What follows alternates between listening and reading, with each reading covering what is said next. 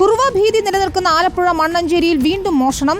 അമ്പനാകുളങ്ങര സ്വദേശി യൂനിസിന്റെ വീട്ടിൽ നിന്ന് 50,000 രൂപയാണ് മോഷണം പോയത്. അലമാരകൾ തുറന്ന് പരിശോധിച്ചിട്ടുണ്ടെങ്കിലും സ്വർണ്ണാഭരണങ്ങൾ മോഷണം പോയിട്ടില്ല. ശരത് എസ് ചേരുന്നുണ്ട്. ശരത്, എപ്പോഴായിരുന്നു മോഷണം നടന്നത്? എന്താണ് വിശദാംശങ്ങൾ? പോലീസ് നൽകുന്ന വിവരം എന്താണ്?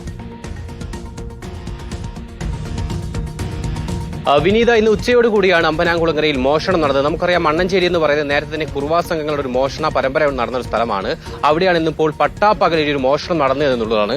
അമ്പനാകുളങ്ങര സ്വദേശിയായ യൂനുസിന്റെ വീട്ടിലാണ് ഇത്തരത്തിൽ മോഷണം നടന്നിട്ടുള്ളത്. 50,000 രൂപയാണ് മോഷണം പോയത്. ഈ സമയത്ത് യൂനുസ് വീട്ടിലുണ്ടായിരുന്നില്ല, പക്ഷെ മകളുണ്ടായിരുന്നു. മകൾ കുളിക്കാൻ കയറിയ സമയത്താണ് ഇയാൾ മോഷണത്തിനെത്തുകയും തുടർന്ന് 50,000 രൂപ മോഷ്ടിച്ച് പോവുകയും ചെയ്തു.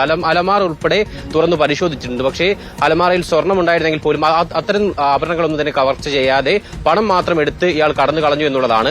അപ്പോൾ ഈ സ്ഥലം എന്ന് പറയാൻ ഞാൻ സൂചിപ്പിച്ചതുപോലെ പലതവണ കുറുവാ സംഘത്തിന്റെ മോഷണത്തിന് ഇരയായ പ്രദേശമാണ്. അതുകൊണ്ട് തന്നെ പ്രദേശവാസികൾക്ക് വലിയ ജാഗ്രതയിലായിരുന്നു. പക്ഷേ ഈ പട്ടാപ്പകൽ ഒരു മോഷണ ശ്രമം ആരും പ്രതീക്ഷിച്ചില്ല എന്നുള്ളത്. എന്തായാലും 50,000 രൂപ ഇപ്പോൾ മോഷണം പോയിട്ടുണ്ട്. സംഭവത്തിൽ ഇപ്പോൾ മണ്ണഞ്ചേരി പോലീസ് കേസെടുത്ത് അന്വേഷണം ആരംഭിച്ചിട്ടുണ്ട്.